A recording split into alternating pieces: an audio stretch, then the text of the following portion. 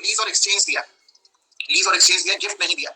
So gift and actionable claim, थोड़ा सा मैं एक्शनेबल क्लेम पे भी दूंगा। गिफ्ट और एक्शनेबल क्लेम आपको कल या परसों तक मिल पाएंगे। सो मैं पहले इन्फॉर्म कर दे रहा हूँ, ये थोड़ा सा डिलेड है, I am sorry for that. ये आपको परसों तक मिल जाएगा, ठीक है?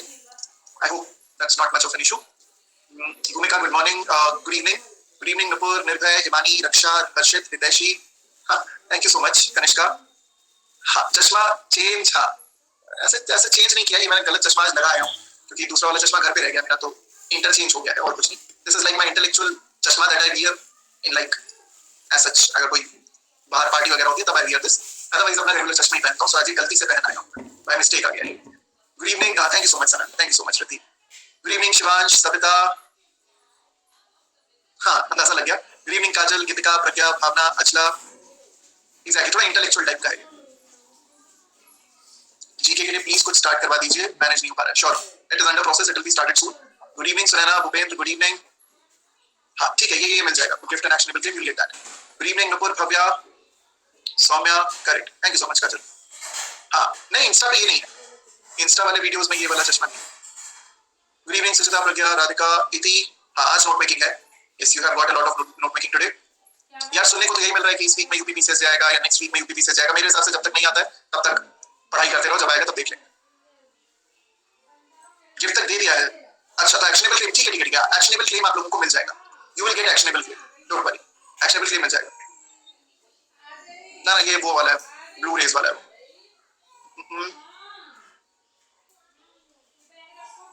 आइडियली नहीं लगता है क्योंकि 354C जो है वो एनी मैन के लिए ही है। जो महिला थी, जो लड़की थी, उस पर आईटी एक्ट लगा था, आईटी एक्ट अप्लाई किया गया था, so it was not IPC. Abetment में भी आप उस ऑफेंस की पनिशमेंट दोगे कैसे?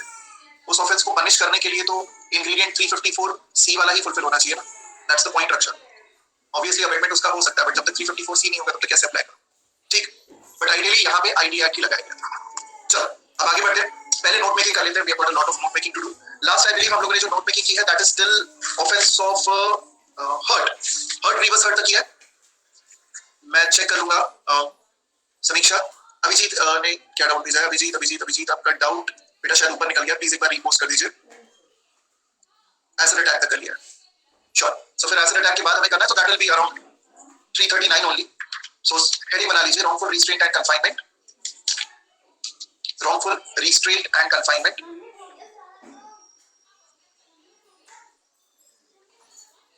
स्टक हो रहा है क्या? एक बार प्लीज बाकी लोग भी बता दें। वैसे कशिश और हनी ने बोला तो है कि video is not getting stuck. No, perfect perfect perfect, ठीक है, not getting stuck as such, perfect. Kriti एक बार रिफ्रेश कर लो, ठीक हो जाएगा, don't worry. Okay perfect, let's start now. Wrongful restraint, wrongful confinement, लिख लें। Difference between wrongful restraint and wrongful confinement, ordinarily यही पूछा जाता है।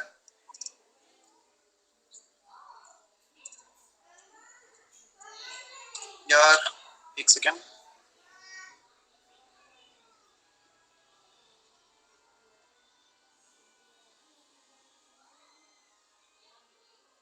आशुतोष आशुतोष आशुतोष आशुतोष, आपने मुझे मैसेज किया है क्या? एक बार मुझे डायरेक्ट मैसेज कर दीजिए, I add you to the group. हाँ नोट मेकिंग है, दिख नहीं रहा है मतलब? यहाँ पे तो विजिबल है ना, दिस इज विजिबल। एक बार रिफ्रेश कर लो अच्छे, चलो यार स्टार्ट करते हैं।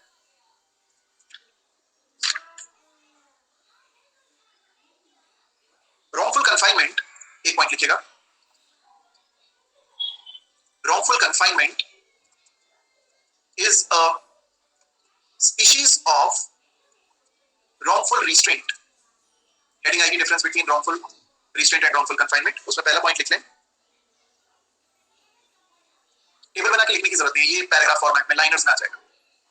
wrongful confinement is a species of wrongful restraint as defined under section 339, as defined under section 339। secondly, while in wrongful restraint there is only wrongful restraint is provided in 339, while in wrongful restraint there is only partial suspension only a partial suspension of one's own liberty.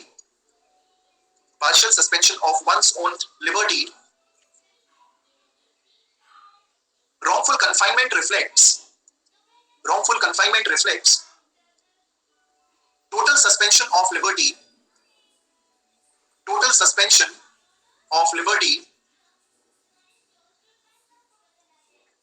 certain circumscribing limits. Number 3, the period of suspension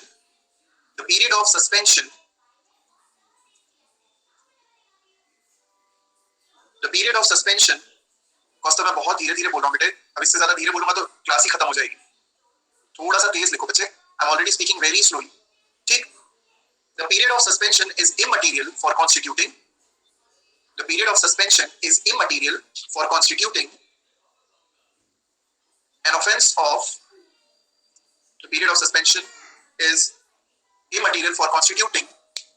an offense of wrongful confinement or wrongful restraint.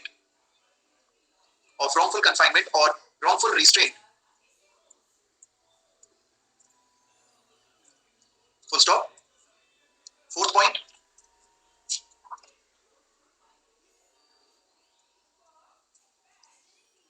When a person is restrained and is prevented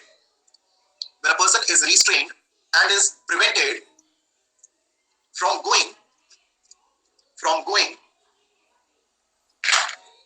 when a person is restrained and is prevented from going, where he has a right to go, comma, the restraint becomes wrongful. If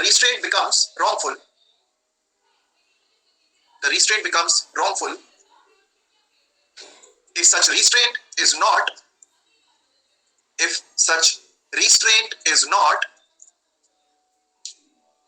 in exercise of any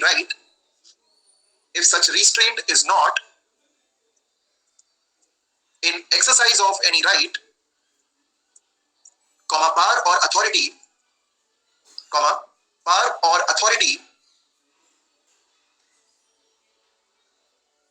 under any law.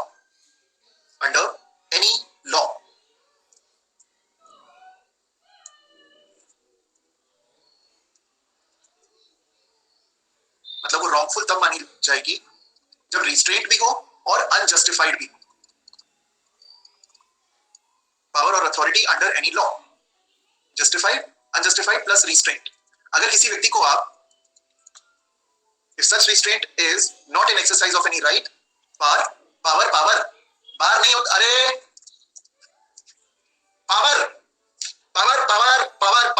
Power भाई यार, तुम लोग कभी मुझे south Delhi वाला बनने दोगे?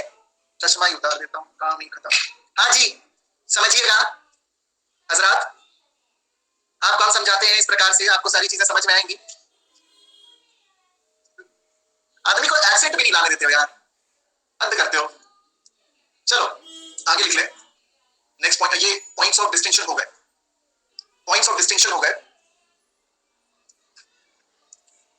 आगे लिख ले. एक छोटा सा केस है, emperor versus Muhammad been.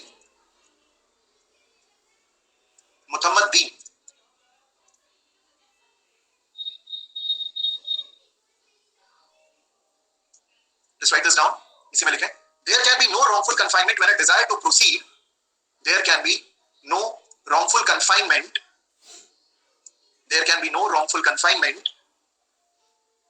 when a desire to proceed has never existed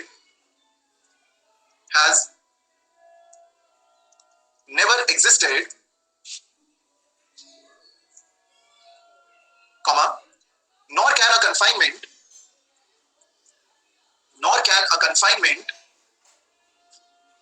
be wrongful if it was consented to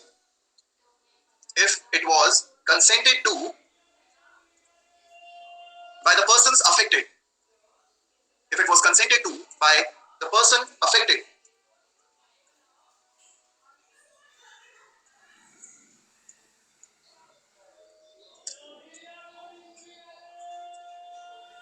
आगे लिखिए, स्टार बना के पॉइंट लिखिएगा. mere insistence by words, mere insistence by words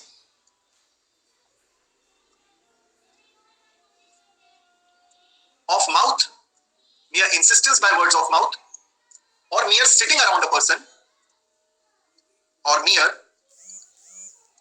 sitting around a person, mere sitting around a person would not satisfy the requirements, would not satisfy the requirements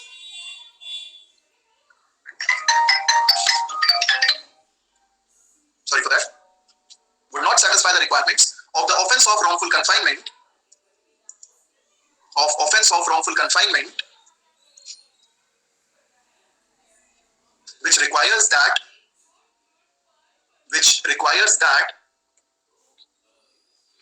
there must be a voluntary obstruction, which requires that there must be a voluntary obstruction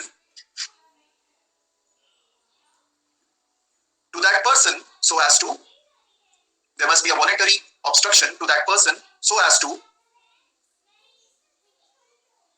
prevent that person from proceeding, prevent that person from proceeding in any direction, prevent that person from proceeding in any direction, prevent that person from proceeding in any direction. Next एक छोटी सी heading बनाइएगा, certain circumscribing limits, certain circumscribing limits. अब ये इसके लिए एक दो line लिख लें कि इसका क्या मतलब होता है. certain circumscribing limits,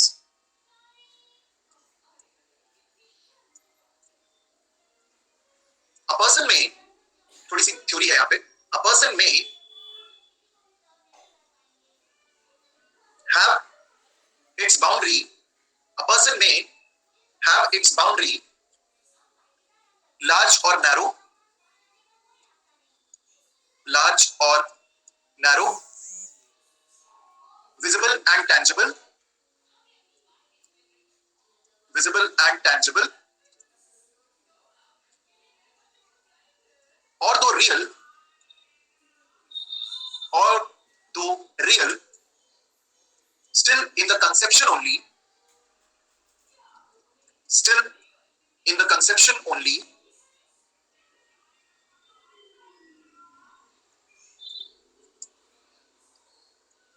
will still be considered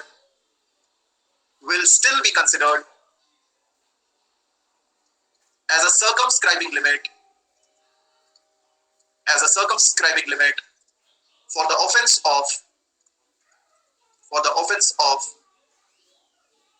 will still be circumscribing, will still be in circumscribing limit for the offense of wrongful confinement, for the offense of wrongful confinement. अब यहाँ पे दो छोटे छोटे पॉइंट्स हैं बस, last points. Star number 1, where a person is forced to walk, where a person is forced to walk under duress, बता रहा हूं बेटे, where a person is forced to walk, हाँ सेम हेडिंग के अंदर चल रहा है, where a person is forced to walk under duress to a particular direction, to a particular direction, it would amount to an offense of wrongful confinement. It would amount to an offense of wrongful confinement.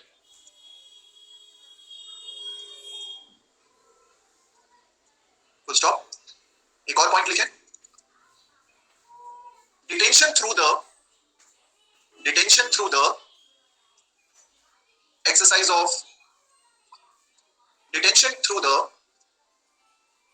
exercise of moral force, detention through the exercise of moral force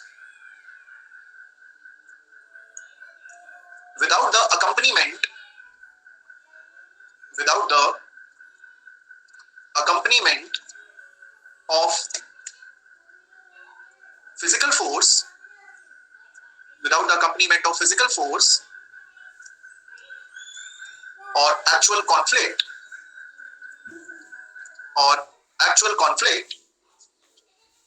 is sufficient to constitute wrongful confinement. Is sufficient to constitute wrongful confinement. अब जैसे लावनी ने पूछा last line का इसका मतलब क्या है, इस लास्ट लाइन का मतलब है conception only, real but conception only. इसका सिंपल मतलब ये है कि भले से बाउंड्रीज रियल हो, ठीक, लेकिन ऐसे नेचर की ना हो कि वो आप लोगों को समझ में आए कि भाई ये एक हम कह सकते हैं कि दिमाग में है। एग्जाम्पल के तौर पे मैं आपको कहूं कि यहाँ के 50 मीटर के दायरे के बाहर मत जाना, तो have I created a physical boundary? सोचना जरा, मेरा ये कहना कि इस पॉइंट के 50 मीटर्स के दायरे के बाहर मत जाना वरना तुम्हें गोली मार दी जाएगी, स्नाइपर से वो तुम्हें गोली मार देंगे। Have I created a physical boundary? No, correct, but is there a circumscribing limit? Is there a circumscribing limit or not? This is what this line means. मतलब लिमिट तो मैंने तय कर दी है, लेकिन कंसेप्शन है ऐसी नहीं है कि आप बता पाओ कि ये बाउंड्री वॉल है या ये धागा है या ये रस्सी है जिसके बाहर नहीं जा सकती या ये लक्ष्मण रेखा इसके बियॉन्ड नहीं जा सकती, ठीक। तो ये जो चीजें होती हैं इसे कहते हैं कि भाई ये रियल तो है बट कंसेप्शन है। मतलब है बाउंड्रीज तो है लेकिन दिमाग में बाउंड्री है कि आपको मालूम है कि आपको इसके बाहर नहीं जाना है। जैसे आप जहां पे खड़े हुए हैं, अगर मैं कहूं कि आप जहां पे खड़े हुए हैं या आप जहां पे बैठे हुए हैं उसके बगल वाला टाइल, जिस टाइल पे आप बैठे हो वो वाला टाइल, आपके साइड वाले 4-5 जो टाइल्स हैं, ठीक, मान लो आप इस टाइल पे बैठे हुए हो, 1 2 3 4 5 6 7 8। अब मैंने आपको कहा कि इन टाइल्स के बाहर आप नहीं जा सकते। Have I created any boundary? क्या मैंने कोई बाउंड्री क्रिएट करी है? नो, मैंने कोई बाउंड्री तो क्रिएट की नहीं। बाउंड्री क्रिएट करना मतलब मैं उसी टाइल के इर्द गिर्द बार्ब वायर्स लगा दूं, मार्किंग कर दूं, या फिर मैं वहां पे दीवार खड़ी कर दूं, कुछ तो करूं। लेकिन अगर मैंने सब कुछ नहीं किया तो मैंने कोई बाउंड्री नहीं बनाई। बट क्या यहाँ पे कोई सर्कमस्क्राइबिंग लिमिट है? Is there a limitation? Is there a limitation that you hold in your brain कि इसके बियॉन्ड नहीं जाना वरना बंदा गोली मार देगा? That's the point. लिमिट तो है, इसके बियॉन्ड नहीं जा सकता, ये रूल है, ठीक। चलो फेयर एनफ। सर डब्ल्यूआर को ऑफेंस रखने का लॉजिक क्या है? बस इनकन्वीनियंस कॉज हुआ उसमें पनिश कर देंगे और रास्ते तो ओपन होते हैं जाने के, उससे चला जाए, कॉम्पेंसेशन क्लेम कर ले लॉस का। देखो रॉन्गफुल रिस्ट्रेंट इसीलिए एक क्राइम की तरह रखा गया है क्योंकि रॉन्गफुल रिस्ट्रेंट बेसिकली एक जीनस है। आप रॉन्गफुल रिस्ट्रेंट के बिना रॉन्गफुल कन्फाइनमेंट को इंट्रोड्यूस कैसे करोगे? आप ये बोलो कि कल्पेबल होमिसाइड को नहीं समझना है, सीधे मर्डर समझा दो। ऐसा नहीं है कि मर्डर समझ में नहीं आएगा, मर्डर समझ में आ जाएगा, लेकिन culpable homicide is also an offence, murder is also an offence, तो दोनों को समझा जाना जरूरी। इन द सेम वे जब हम रॉन्गफुल रिस्ट्रेंट की बात करते हैं और रॉन्गफुल कन्फाइनमेंट की बात करते हैं, wrongful confinement is what? Wrongful confinement is restraint only, बस टोटल रिस्ट्रेंट है। अच्छा, जब आप रॉन्गफुल कन्फाइनमेंट यानी स्पीशीज को पनिश कर रहे हो तो क्या आप जीनस को छोड़ दोगे? Can you leave out genus कि ठीक है भैया स्पीशीज को जो छोटा हिस्सा है पर्टिकुलर पार्ट है उसको पनिश कर देते हैं, जीनस को रहते हैं? You can not leave that, simple. तो आपको रॉन्गफुल रिस्ट्रेंट को भी पनिश करना पड़ेगा, that's the point of it. अच्छा एक बात बताओ, सिंपली सोचना, रॉबरी हो गई, अगर रॉबरी को पनिश किया जा रहा है तो क्या ये बोला जा सकता है कि हम थेफ्ट को पनिश नहीं करेंगे, वी वोंट पनिश थेफ्ट और वी वोंट पनिश एक्सटॉर्शन?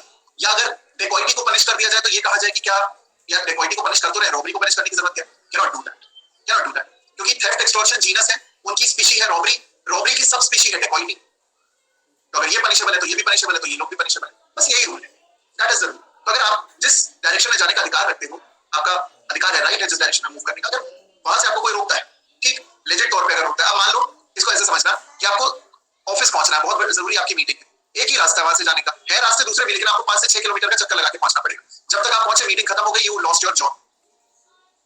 आप पहुंच तो गए लेकिन यहाँ किसी जस्टिफाइड रीजन के द्वारा रोका गया होता, कोई पुल टूट गया होता तो समझ में आता, ठीक, कि there was a justified reason, there was no reason at all, no reason at all. कोई बेहुदा लड़का सड़क के बीचों बीच अपनी चिकचौकर गर्लफ्रेंड को शादी के लिए प्रपोज कर रहा था, वाह वाह, अखंड स्यापा। हाँ, केटीएम रख के खड़ा हुआ है रास्ते के बीचों बीच, एक तो सकरी से गली है, उसमें उसकी केटीएम भी है, एक केटीएम है, उस केटीएम के पीछे tuk tuk, bullet, for northern Delhi people bullet, ठीक, यस, क्या जस्टिफाइड रीजन है भाई? अभी पता नहीं कहां रिसेंटली यूपी में या महाराष्ट्र में कहीं पे ऐसा हुआ भी है, कुछ लड़के लोग थे सड़क पे खड़े होकर बर्थडे मना रहे, ठीक, बर्थडे मना रहे तो उनका केक वेक जो था वो बिखर गया, रोड पे ऐसे फैल गया, लखनऊ में ही हुआ है, बहुत बढ़िया बिका, शाबाश, ठीक, केक फैल गया, पुलिस ने कहा साफ करो बेटा इसको, साफ करो, तुम्हारा घर नहीं है, ठीक है, तुम्हारा घर नहीं है, समझ में आया? हाँ, दाल मैंने पी आज, अभी मैंने पी लिया, मैंने सेशन शुरू होने के पहले ही 15 पे आज दाल पी ली गई, क्योंकि भाई का वेट कम हो चुका है। हाँ हाँ, आज 5:15 पे दाल हो गई है। आज मेरा थोड़ा सा इंटरमीडिएट साइकिल ऊपर नीचे हुआ, दाल 5:15 पे पी जा चुकी है।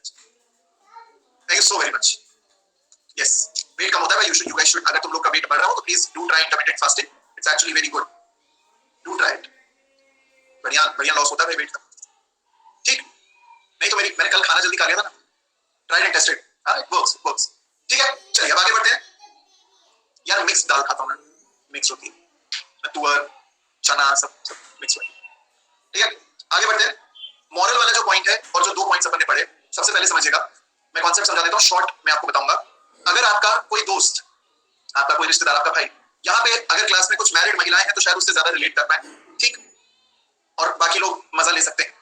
हस्बैंड जो है बहुत दिनों बाद अपनी वाइफ के जंगल से छूटे हैं और वो अपने दोस्तों के साथ पार्टी करने गया है, तो it is basically a boys day out. अब उसी दौरान हस्बैंड को वाइफ के द्वारा बताया जा सकता है कि भैया सुनो, आप इतने बजे 10 बजे से पहले घर आ जाइएगा, 10 PM के पहले घर आ जाए। हस्बैंड ने कहा ओके, ठीक। बॉयज डे आउट चल रहा है, तो ये हस्बैंड है, हस्बैंड के फ्रेंड नंबर 1 यहाँ है, फ्रेंड नंबर 2 यहाँ है, फ्रेंड 3 यहाँ है, 3 से ज्यादा दोस्त नहीं होने चाहिए आइडियली, चलो 4 ले लिए, इससे ज्यादा दोस्त नहीं होने चाहिए। इससे ज्यादा अगर आपके दोस्त हैं तो आप पढ़ाई पे कम ध्यान दे रहे हैं, ठीक। इतने मित्र थे, मिले इनसे, हस्बैंड काफी खुश थे, काफी कल्चर वगैरह हो रही थी, डिस्कशन चल रहा था और XYZ चीजें। डिसाइड हुआ था कि 10 बजे के पहले आ जाइएगा। हस्बैंड टाइम से पहुंचे हैं, एग्जैक्ट 1 AM पे। वाइफ जो थी वो जाग रही थी, जो शरीके हयात थी जाग रही थी वो। उन्होंने कहा कि देखो भाई, ऐसा है कि मेरे दोस्तों ने मुझे बिठा लिया, जबरन बिठा लिया। मैं तो बोल रहा था कि अरे मेरी जो वाइफ है, मेरी जो बेटर हाफ है, मेरी जो हमारी जो खातून है, लेडीज है हमारी, हमारा वेट कर रही होंगी, हमें मत बिठाई, हमें जाने दीजिए। लेकिन कमीने मुझे जाने ही नहीं दी, बिठा लिए। Can the husband claim wrongful confinement? Wrongful confinement claim कर सकते हैं? This is no wrongful confinement. भाई क्या बोलेंगे, तुम्हारा हाथ पकड़ के बिठाया था क्या किसी ने? तुम्हारे पैर बांधे थे क्या किसी ने? तुम्हारा गला घोटा था क्या किसी ने? तुम उठ के जा सकते थे ना, क्यों नहीं उठे? किसी ने तुम्हारा हाथ पकड़ा था? तुम्हारे पास कार नहीं थी, तुम दोस्तों की कार से गए, ओला कर लेते, ऑटो कर लेते, लिफ्ट ले लेते, चल के आ जाते, कैसे भी आते, आ सकते थे ना। फालतू का लॉजिक तो दिख रहा है। He is also willing to stay. Absolutely correct, Srividya. Yes. Big to excuses. है ना? जैसे भी आ सकते थे, तुम आ सकते थे। ये फालतू का बहाना तो देना नहीं कि मैं अपनी कार से नहीं गया था, मैं अपनी गाड़ी से नहीं गया, ठीक है? समझे? तो ये जो रूल है, यहाँ हस्बैंड नहीं कह सकता कि मुझे बिठा लिया गया, जबरदस्ती बिठाया गया। Yes, no excuse, no excuse is going to work, no wrongful confinement. But हाँ, अगर किसी को एक तरीके का मॉरल टर्पिट्यूड दिया जाता है, एक तरीके से मॉरली व्यक्ति को बोला जाता है कि तुम्हारे यहाँ पे रुकना जरूरी है, ये तुम्हारे लिए बहुत अच्छा है, ये तुम्हारे परिवार के लिए बहुत अच्छा है, इससे तुम्हें स्वर्ग नसीब होगा, इससे तुम्हें जन्नत नसीब होगा, यहाँ पे तुम्हें रुकना चाहिए, यू शुड स्टे। अगर मॉरली तुम पे प्रेशराइज करके, तुम पे प्रेशर बना के तुम्हें जबरदस्ती स्टे कराया जा रहा है, तुम बार बार जाना चाह रहे हैं, ठीक, लेकिन अगर तुम पे एक मेंटल प्रेशर क्रिएट किया जा रहा है, मॉरली तुम्हें बांधा जा रहा है, तो फिर वो रॉन्गफुल कन्फाइनमेंट की कैटेगरी में आ जाएगा। Then this will be wrongful confinement. Yes, that's the point. प्रज्ञा बोल रही है सर टाइमली आएंगे। हाँ, मैं टाइम से आता हूँ, मैं जाता ही नहीं, मैं जाता ही नहीं। I am well prepared. 9 साल पहले एक कॉलेज में लड़की थी, उसने एक बॉयफ्रेंड बनाया, 2 साल का बच्चा। उसको 9 साल पहले ग्रूमिंग करने के लिए कि जो नन्हा जानवर मेरे पास है, ये जब तक बड़ा हो तब तक इसको मैं इंसान क्यों ना बना। तो मेरे में इंसानों वाले गुण ठोक बजा के, डांट डपट के, पुचकार के भर दिए गए ऑलरेडी। तो मैं हस्बैंड मटेरियल था नहीं, मुझे बनाया गया, ठीक है सर। अपन थे जानवर ही। हर लड़का आइडियली, अगर ऐसा उसके जीवन में ना हो सिनेरियो, तो जानवर ही होता है। फैक्ट है, बहुत कम ऐसे लोग होते हैं, विरले लोग जो प्रॉपर इंसान होते हैं। फिर उनकी शादी होती है, फिर उनकी जो मतलब भाई बेटर हाफ को बेटर हाफ इसलिए बोलती है क्योंकि वो आपको इंसान बनाती है, ठीक। तो हम इंसान बन चुके हैं सर। तो हमारी मैडम की जो मेहनत है वो काफी हद तक रंग लाई है, दैट्स द पॉइंट। ऐसा क्रिएट कर दिया गया हमको कि हाँ ये लड़का अच्छा है, ठीक है। बस चल अब आगे चलते हैं, काफी कल्चर हो गया, आगे बढ़ते हैं ना। यहाँ पे we are done with wrongful restraint and confinement. इससे ज्यादा हमें डिटेल में जाने की जरूरत नहीं है, we need not go into the details of force, criminal force and assault. सीधे हम लोग आ जाते हैं towards assault or criminal force against or outraging the modesty of a woman। Heading बना लीजिए सेक्शन 354, सेक्शन 354।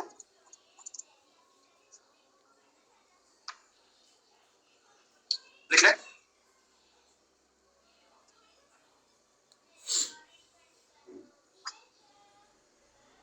सेक्शन 354 एक केस से यहां पे शुरुआत करिए। सबसे पहले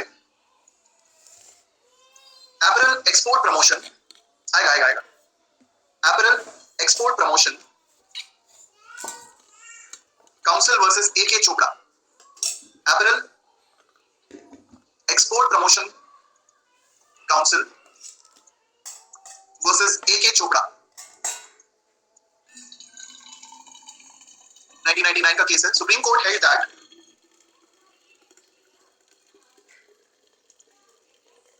Supreme Court held that the offense relating to modesty of women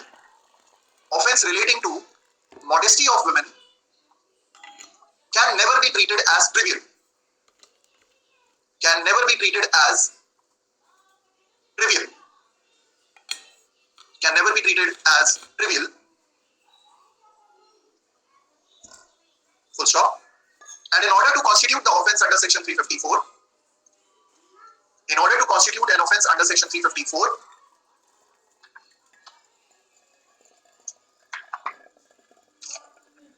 mere knowledge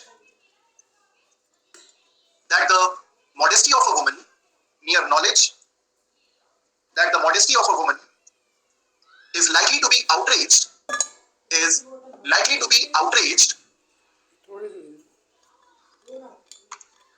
is sufficient without any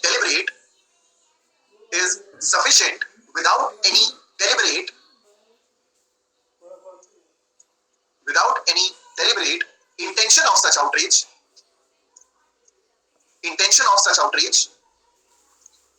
alone for its object.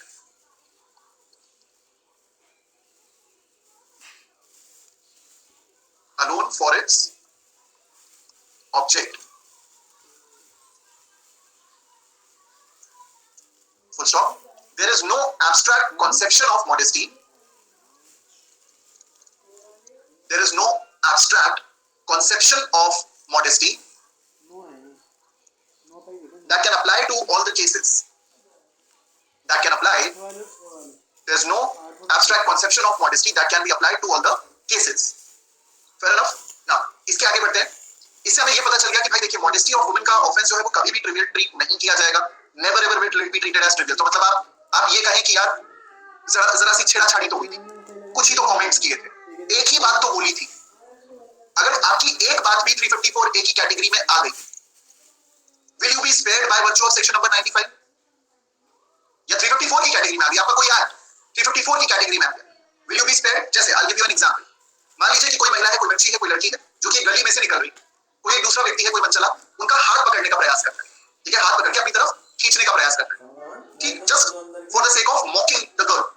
ऐसे में जो महिला है, जो लड़की है, वो अपना हाथ झटकती है, तेजी से हाथ ऐसे हिलाती है जिससे कि व्यक्ति का हाथ छूट जाता है and she runs away. Is this a matter of 354? क्या ये 354 में फॉल करेगा? यस, एब्सोल्युटली फॉल करेगा। It will fall in the category of 354. So there is no airtight jacket formula to decide कि कौन सा मामला 354 में फॉल करेगा, कौन सा मामला 354 में फॉल नहीं करेगा। But modesty as a concept is such, जो कि एट्रीब्यूट ऑफ सेक्स से डील करता है, ठीक, इसको हम लोग अभी रूपन देवर बजाज में देखेंगे भी। एक चीज समझ में आ जाती है कि भाई देखो, there is no one single rule जिससे कि हम मॉडेस्टी के मामलों को ट्रिवियल मान सकें और मॉडेस्टी के मामलों को एक ही ढांचे में हर बार देख सकें, ये पॉसिबल नहीं है। This was laid down in the case of apparel export promotion council versus AK Chopra. यही सेम चीज Vishakha versus state of Rajasthan के केस में भी बोली गई। सेम चीज Vishakha versus state of Rajasthan में भी बोली गई। But the first case would be apparel export. ठीक, आगे बढ़ते हैं, आगे लिख लीजिए। In the case of Rupan Deol Bajaj versus KPS Gill, in the case of Rupan Deol Bajaj मैं कहता हूं कभी भी मैं साथ चलना, and others versus KPS Gill, वो भी कहते हैं साथ चलना। गिल, सुप्रीम कोर्ट 1995 का केस है। Supreme court has explained the meaning of modesty,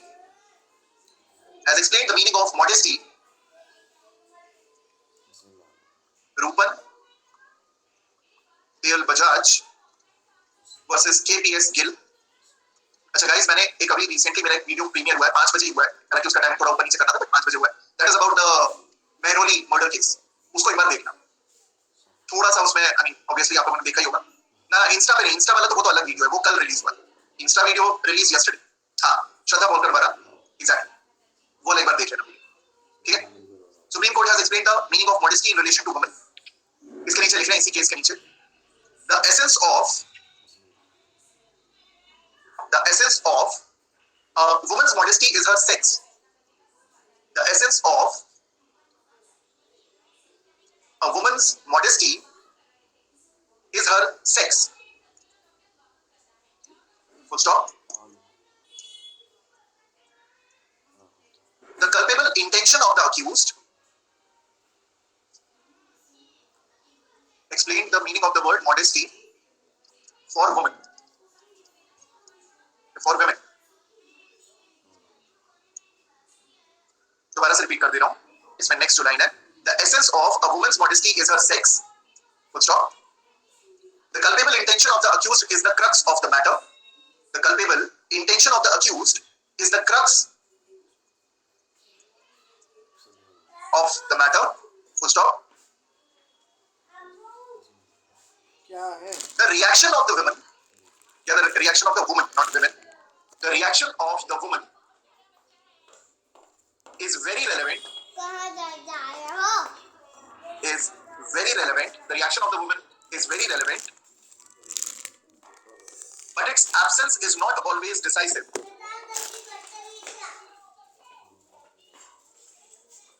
But its absence is not always decisive.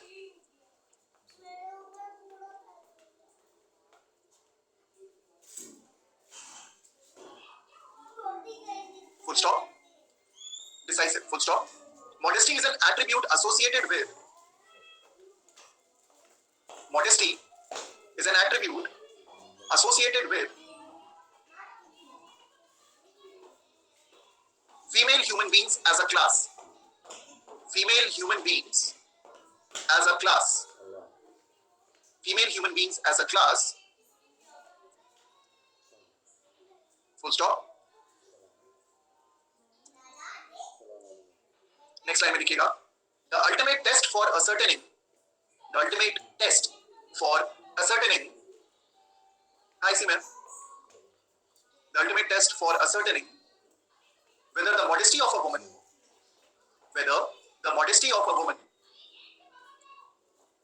has been outraged whether the modesty of a woman has been outraged, assaulted, has been outraged, assaulted or insulted,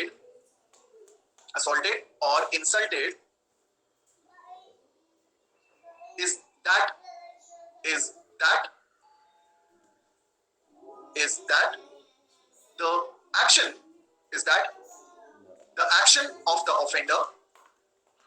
that the action of the offender should be such that it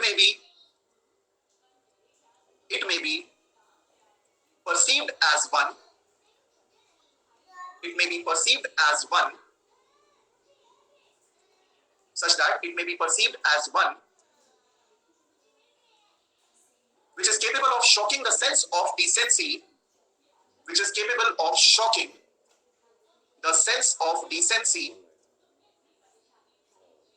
of decency, of a woman.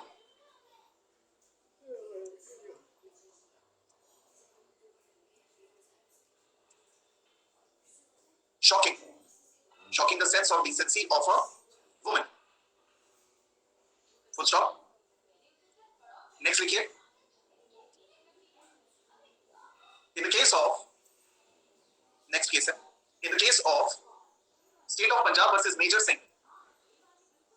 of Punjab versus Major Singh.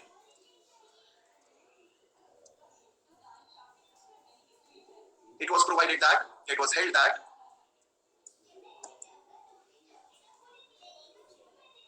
young or old, intelligent or imbecile,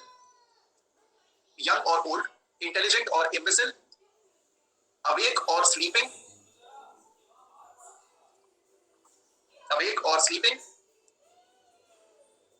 the woman possesses a modesty, the woman possesses a modesty capable of the woman possesses a modesty capable of being outraged, capable of being outraged.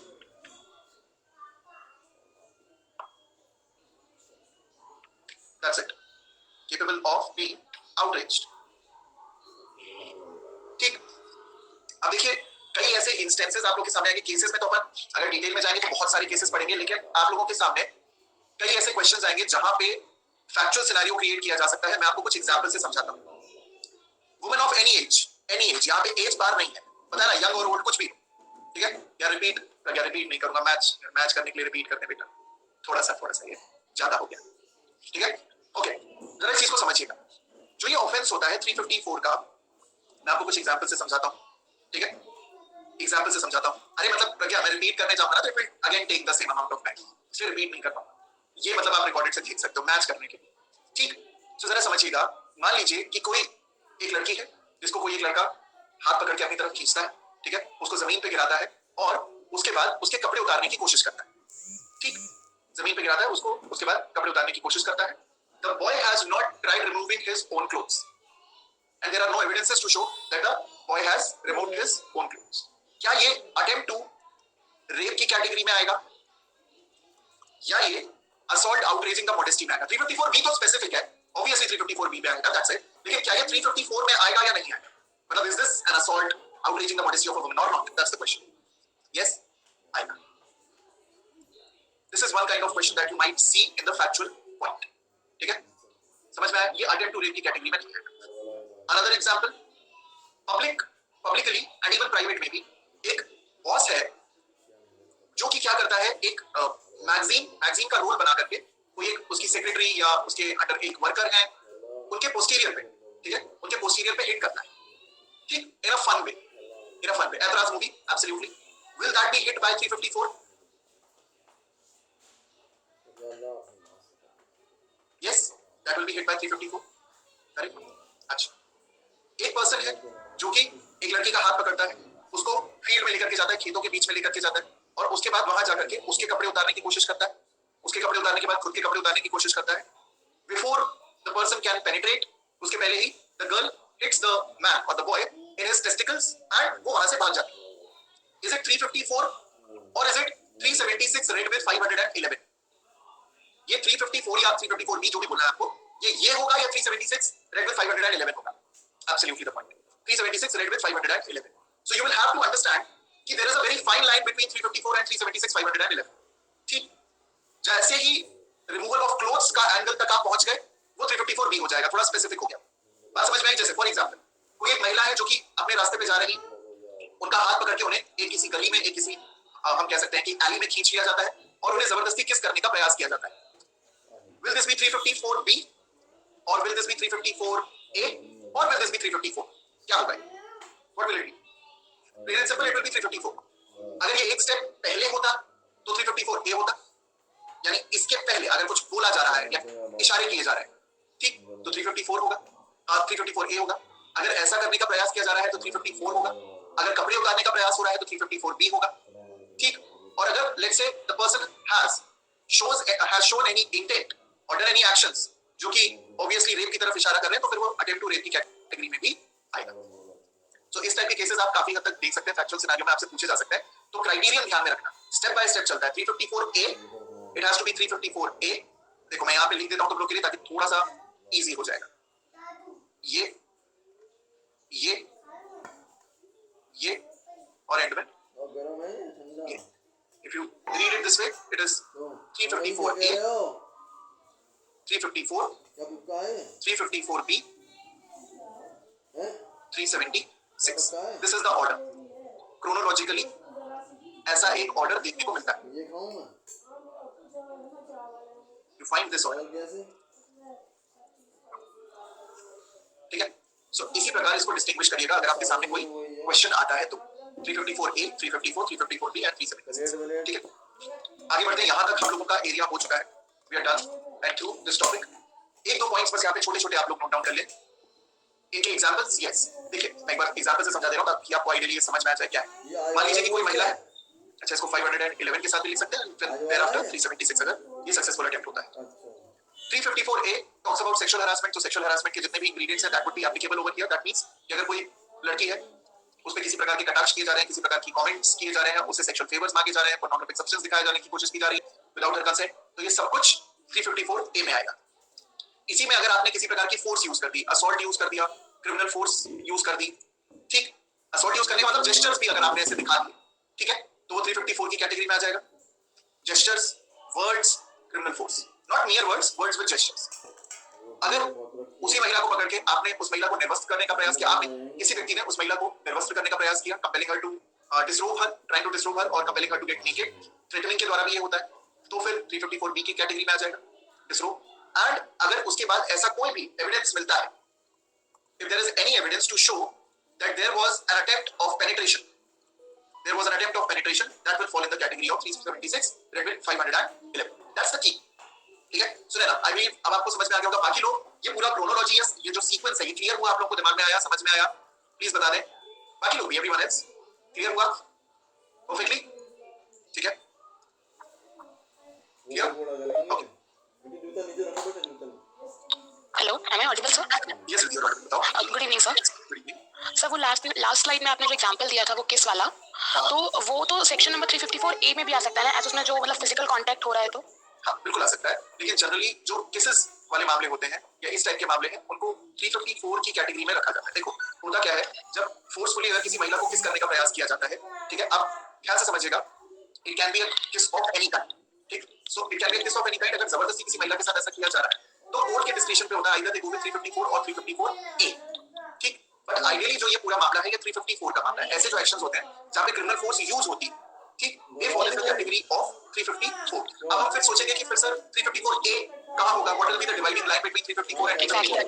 ये हम कहते हैं 354 is a scenario जहां पे physical contact करने की कोशिश की जाती है।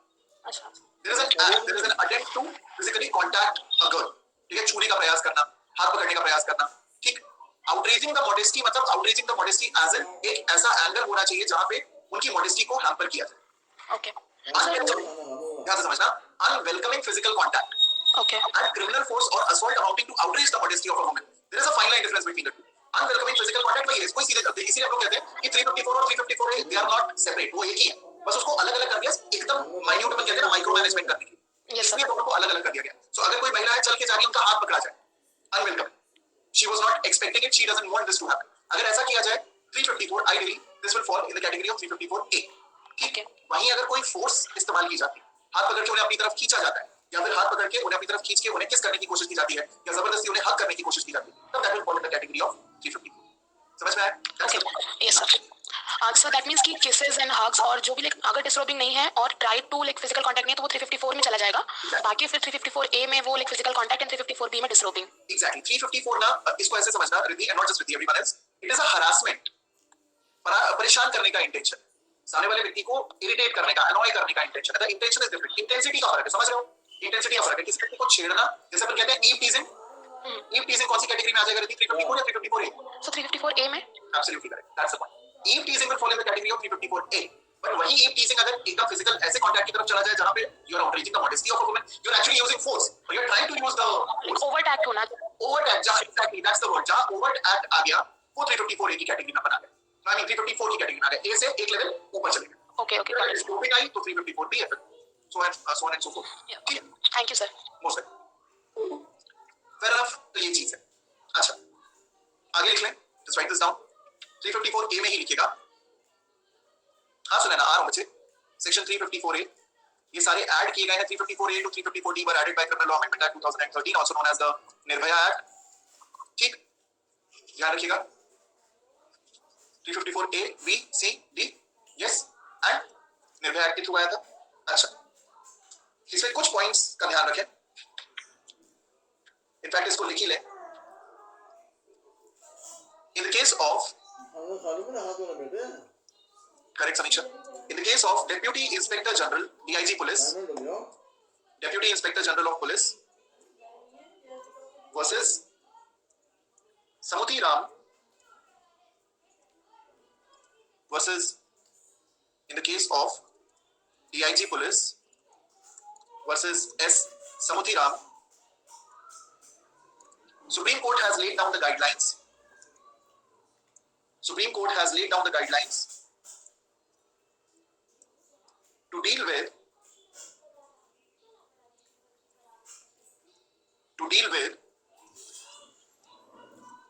eve teasing,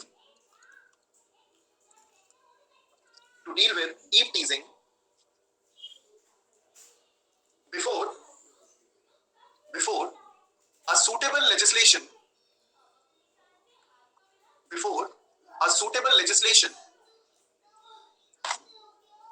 to curb eve teasing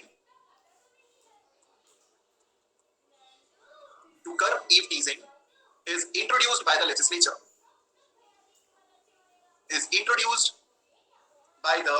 legislature.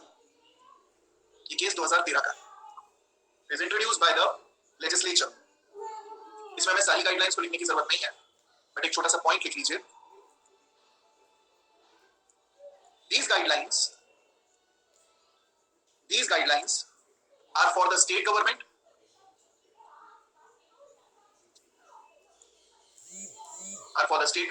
union territories, and every individual of the state.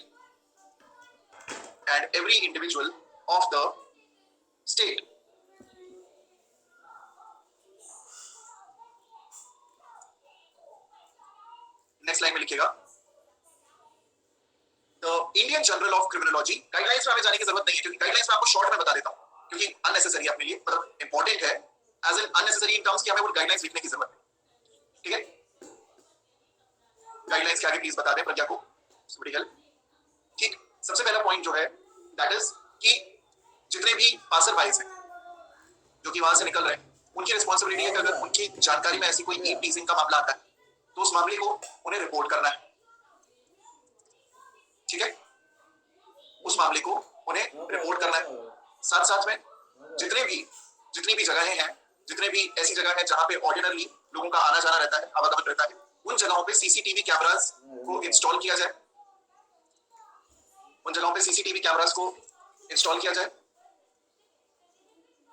ठीक है, साथ साथ में सिविल ड्रेस में वुमेन पुलिस ऑफिसर्स को ऐसे प्रीसिंक्ट्स में या ऐसी जगहों पे रखा जाए. नहीं लिखने की जरूरत नहीं है, कुछ गाइडलाइंस बस बता. ऐसी जगहों पे रखा जाए जैसे बस स्टैंड्स हो गए, ठीक है, मॉल्स हो गए, ठीक, और ऐसे प्रीसिंक्ट्स हो गए, मेले वगैरह हो गए, फेयर वगैरह हो गए, फील्ड्स हो गए, जहां पे लोगों का जमावड़ा ज्यादा होगा. उन जगहों पे वुमेन पुलिस ऑफिसर्स को तैनात किया जाए ताकि ऐसे मामलों को तुरंत देखा जा सके, रिपोर्ट किया जा सके और एक्शन लिया जा सके. ठीक, तो these are some of the guidelines जो कि लीड आउट की गई है डीआईजी पुलिस के केस में. सो ये आप लोगों के लिए सिग्निफिकेंट हो जाता है, लेकिन गाइडलाइंस में हमें डिटेल में जाने की जरूरत नहीं है, क्योंकि वो नहीं पूछी गई स्पेसिफिकली. ठीक, अब नेक्स्ट जो पॉइंट हम लोग लिख रहे थे उसको एक बार नोट डाउन करें. द इंडियन जर्नल या Indian journal on case is different. Case हो गया. अब नेक्स्ट लाइन में लिख रहे हैं the Indian journal on criminology. The Indian journal entry वाला. The Indian journal on criminology and criminalistics 1995 edition has categorized eve teasing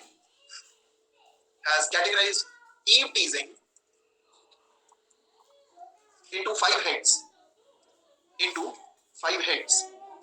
on the basis of its gravity.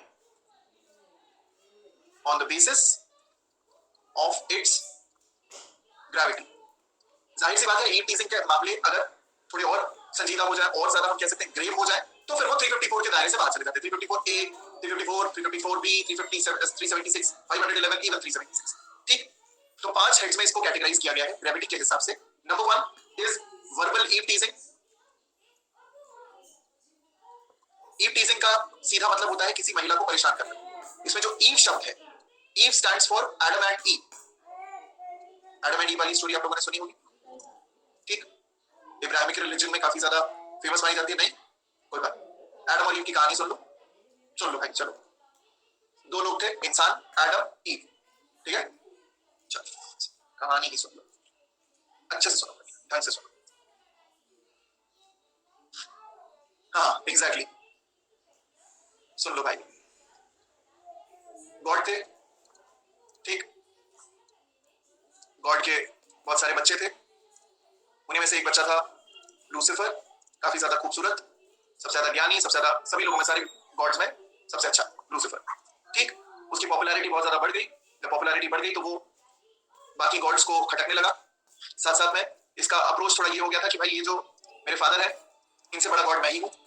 तो God ने क्या किया, इनको बैनिश कर दिया, इनको बैनिश कर दिया कि चलो अंकल निकलो, ठीक, आप निकलो, आप अब हेल का ध्यान रखेंगे। तो ये बहुत ही चार्मिंग पर्सनालिटी वाले अंकल जो थे, ये हेल चले गए। इन्हीं का नाम चेंज करके बाद में रख दिया गया शैतान। हम लोग इनको कह सकते हैं राक्षस, ठीक। इन प्यारे शब्दों में इनको बोला जा सकता है सेटन। और इन्हीं के जो बच्चे बच्चे हुए उनको नाम दिया गया डीमंस। क्या कहानी सुना रहा हूँ, जल्दी निपटा दूं। अब प्रॉब्लम ये हुई कि गॉड जो थे उन्होंने अर्थ को क्रिएट किया, अर्थ को क्रिएट करने के बाद उन्होंने एक मैन बनाया, मैन का नाम रखा एडम, कि जा बेटा जा। फिर उन्होंने एक वुमन बनाई, ठीक, उसका नाम दे दिया ईव। आराम से बताओ, अच्छा लग रहा है देखो इनको, फालतू की बातें करा लो। यस, तो man was Adam, woman was Eve. उस पूरे बहुत अच्छा उसको जगह थी जहां पे इनको रखा गया, उस जगह का नाम था ईडन्स गार्डन, कोलकाता में आता है। But the name was that only, can't help it, Edens Garden. उस जगह का नाम जहां पे इनको रखा गया पृथ्वी पे, ईडन्स गार्डन था, ठीक है। ईडन्स गार्डन था, वहां पे एडम ही बढ़िया चिल कर रहे थे। अब चिल कर रहे थे तो एक पेड़ था, उस पेड़ पे फ्रूट्स लगे हुए थे, एप्पल वगैरह लगे हुए थे। तो गॉड ने कहा कि देखो अभी न्यूटन आया नहीं है, अभी फालतू में तुम्हें ग्रेविटी का चेक करने की जरूरत नहीं, ठीक। गॉड ने कहा कि भाई देखो this is tree of knowledge, इसमें फ्रूट्स हैं, इसमें एप्पल्स हैं, आप उनसे दूर रहिएगा। उन्होंने एडम और ईव को कहा, और ये भी चेतावनी दी कि अगर आप इस एप्पल को कंज्यूम करते हैं तो मेरी जो आप पे आप कह सकते हैं कि ब्लेसिंग्स है, कृपा है, वो सब आप खो बैठेंगे। फॉरबिडन फ्रूट कहा जाता है उसको। फिर क्या हुआ, एक इसी पेड़ के आसपास एक सांप था, बाद में पता चला कि वो आस्तीन का सांप था। उसने बताया भैया एडम को, ईव को, कि देखो बहन, ये जो गॉड है ये तुम्हें फ्रूट इसलिए नहीं खाने देना चाहते, ठीक है, कि अगर तुम फ्रूट खा लोगे, अगर तुमने फ्रूट खा लिया तो भाई तुम्हें गॉड की पावर्स के बारे में पता चल जाएगा, गॉड की नॉलेज के बारे में पता चल जाएगा, तो इसलिए वो तुम्हें खाने से मना कर रहे हैं, तुम्हें खाना चाहिए हुआ। शैतान था वो, लूसीफर। ईव वाज लाइक, मेरी मदद को बताएगी, वो गई, बेटा की सुनो रे चलो। एडम ने कहा देख भाई, तुझे जाना तो जा, लेकिन नहीं, मैं नहीं जाएगा, मुझे मालूम है दिस इज ट्रू गॉड, मैं फालतू का रिस्क नहीं लूंगा। ये वाज लाइक नहीं चलो, तुम चलो वरना तुम्हें सोफे पे सोना पड़ेगा। Adam was like okay dude, you got one mansion 1 BHK, but मुझे सोफे पे सोना पड़ेगा, doesn't work out well for me, but okay. So ये लोग गए, इन्होंने जाके एप्पल खाया, गॉड ने इनको निकाल दिया। अब ये जो महिला है ईव, बस इसी से निकला है eve, teasing. Eve denotes a woman, ठीक, but an innocent one who was obviously misguided, ठीक है। So eve stands for woman, और टीजिंग का मतलब आप लोग गूगल कर लो, समझ में आ गया?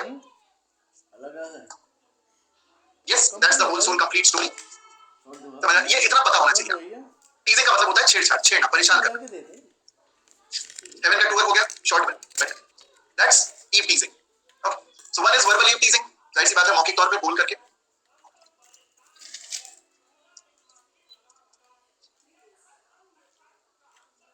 कॉस्ट बोल रहा है सर ये स्टोरी और बताइए वाइटिंग पे, मैं 10K व्यूज तक पहुंचाऊंगा। पढ़ाई कर ले, फालतू की बातें मत कर, पढ़ाई कर, ठीक है। हाँ बस हो गया। उसके बाद केन और एबल की स्टोरी थी, फिर एक भाई ने दूसरे भाई को मार दिया, फिर एक भाई के सर पे रख दिया गया कि भैया इन्होंने अपने भाई को मारा है, फिर इनको जीवन भर दुनिया भर घूमना पड़ता। बहुत कहानी है, बहुत कहानी है। I know about Egyptian mythology, I know about Norse mythology, I know about Greek mythology, I know about Indian mythology, I know about Muslim mythology या जो भी बिलीव्स हैं, ठीक है, ये सारे पता है मेरे को। तो अपन कहानी पे तो जाएंगे नहीं, we will not go into the details of it, ठीक, अपन किसी की भी डिटेल में नहीं जाएंगे, समझे? चलो, काफी फैला हुआ बिजनेस है, we will not go into Odin and Thor and Loki and Norman Gangdon, उस पर नहीं जाएंगे, फ्रेया वगैरह पे we are not going there. चलो, let's stick to this point. So these were the guidelines. सबसे पहले verbal eve teasing, second number पे लिखिए physical eve teasing, physical eve teasing. भैया ना मैं तुम लोगों से ड्रैगन बॉल जी के बारे में बात नहीं करता, नारुतो के बारे में बात नहीं करता, करेज के बारे में बात नहीं करता, नागिन के बारे में बात नहीं करता, तो तुम्हें लगता है कि मुझे कुछ पता नहीं है। तुमसे पहले इस धरती पे आया हूं ना, तो जानकारी है हमें, लगते भाई वो। चलो, थर्ड इज साइकोलॉजिकल हरासमेंट। ताली वाली भी नहीं होगी। Psychological harassment. Psychological harassment. Fourth, sexual harassment. Sexual harassment. And fifth is harassment through objects. Harassment through objects. Objects or articles. Objects or articles. ठीक. That's the point of it. That is it. ये हो गया अपना. ठीक है. So ये eve teasing है. Eve टीजिंग से डील करने के लिए जो गाइडलाइंस है वो डीआईजी पुलिस के केस में दिए गए हैं. That is it. Now यहाँ पे हमारा टोटल एरिया ऑफ असॉल्ट और हर्ट और रॉन्गफुल रिस्ट्रेंट कन्फाइनमेंट और क्रिमिनल फोर्स कंप्लीट होता है. ठीक. Now आगे बढ़ते हैं. Talking about kidnapping. नहीं, उसमें जरूरत नहीं है. You don't need to do any note making for clause B, C and D. उसकी जरूरत नहीं है. देखिए, किडनैपिंग को हम लोग शॉर्ट में समझते हैं, डिटेल में नहीं जाएंगे. But when you look at kidnapping, kidnapping is broadly categorized into two broad categories. Number one is kidnapping from India.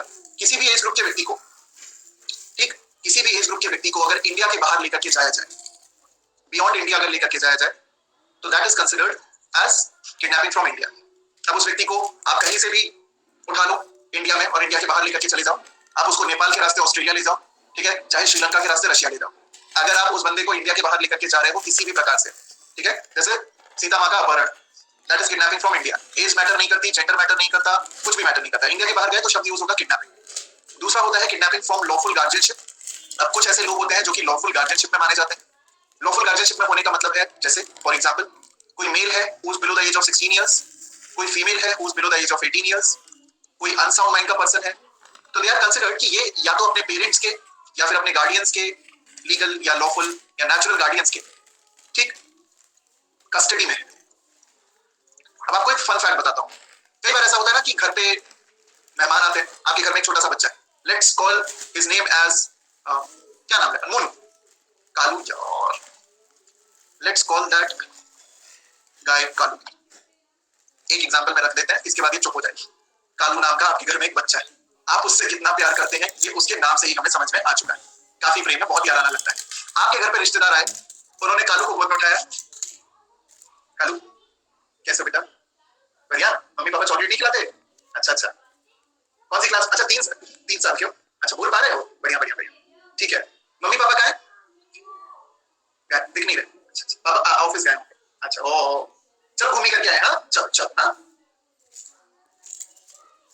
चलो, हाँ चलते हैं अपन, कालू चलो. That's kidnapping. That's kidnapping. ये किडनैपिंग हो गया लॉफुल गार्जियनशिप से. तुम किसी भी इंटेंशन से लेकर, तुम उसको टॉफी खिलाने लेके गए, ठीक है, तुम उसको जॉगिंग कराने लेके गए, तुम उसे पार्क लेके गए, तुम उसे ऊंचाई वाले माउंट एवरेस्ट पे लेके गए, किडनैपिंग है. That's kidnapping.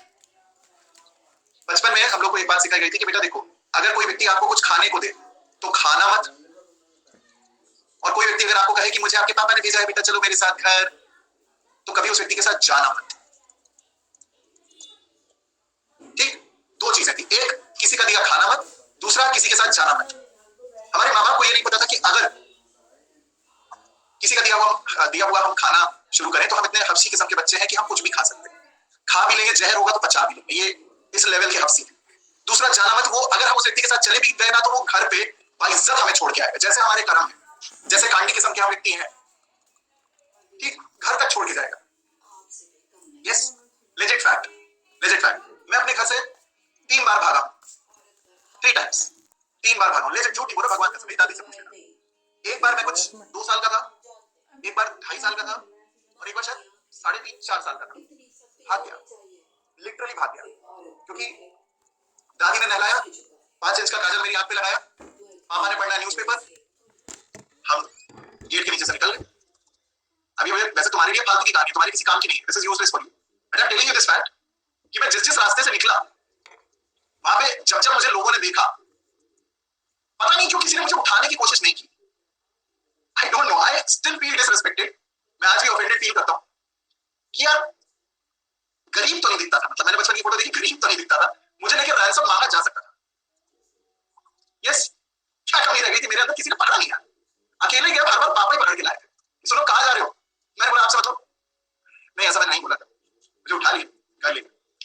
नाम से मतलब तो वो भी छोड़ जाते हैं, जैसे बाकी लोगों ने छोड़ा ना वो भी छोड़ देते हैं। आज भी दुखी होता हूँ ये सोच के। That's kidnapping from lawful guardianship. ठीक, चलो इसको हम लोग आगे नेक्स्ट क्लास में डिटेल में भी करेंगे। अगर नोन पर्सन अननोन पर्सन कोई फर्क नहीं पड़ता, चाचा जी आए, मामा जी आए, बुआ जी आए, नाना नानी आए, दादा दादी आए, कोई भी व्यक्ति आए, ठीक, कोई भी व्यक्ति अगर आपको ऐसे लेकर गया जो आया मतलब जो घर में रहता नहीं है, अगर घर में है तो भैया आप उसकी गार्डियनशिप में आप दादा दादी के साथ रहते हो, नाना नानी के साथ रहते हो, मतलब जो रेगुलर पेरेंट्स हैं, रेगुलर गार्डियंस हैं, वो कंसिडर नहीं किए जाएंगे ऑब्वियसली। ठीक, अब आप अपने घर पे 3 लोग हैं, 4 लोग हैं, पापा मतलब आपको मिला के 5 लोग हैं, आप, पापा, पापी, नाना, नानी, ठीक है, 4 लोग रहते हैं, पापा, पापी, नाना, नानी, आप इनके साथ रहते हो। अब आपके नाना बिना किसी को बताए निकल गए, ठीक, यस, आपको ले गए, नानी बिना बताए आपको ले गए, फेयर एनफ।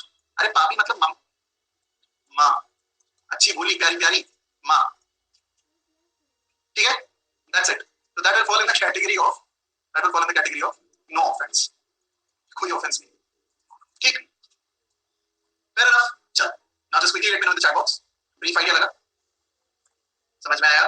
इसको डिटेल में पढ़ेंगे, we'll do the note making and stuff. Quickly just let me know in the chat box. आज की क्लास में जो भी पढ़ा क्या आपको समझ में आया, फटाफट से बता दीजिए please. Just quickly let me know.